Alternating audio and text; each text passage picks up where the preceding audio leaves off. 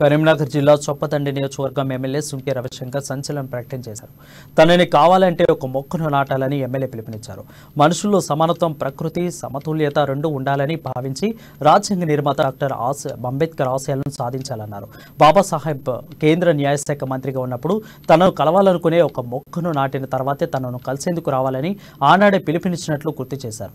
మొక్కలు నాటడం వల్ల కలిగే ప్రయోజనాల పట్ల వారి దూరదృష్టికి ఇదొక మచ్చుతనానికని ఎమ్మెల్యే పేర్కొన్నారు. దేవుడే కాదు, రాజ్యాంగం అందరికి ఇచ్చాడు, రిజర్వేషన్లు అందరికి ఇచ్చాడు. ఇది కులాలకు మతాలకు అతీతంగా ఈ జయంతులను జరుపుకోవాలని, అదేవిధంగా మా నియోజకవర్గంలో కూడా ఈ జయంతిని చాలా అద్భుతంగా గొప్పగా ఏర్పాటు చేసుకుంటున్నటువంటి సందర్భం జరుగుతుంది. మా దళిత నాయకులకు, అన్ని వర్గాల సామాజిక నాయకులందరూ కూడా నా విజ్ఞప్తి, ఈ కార్యక్రమంలో మనం అందరం కూడా భాగస్వామ్యం అవుదాం.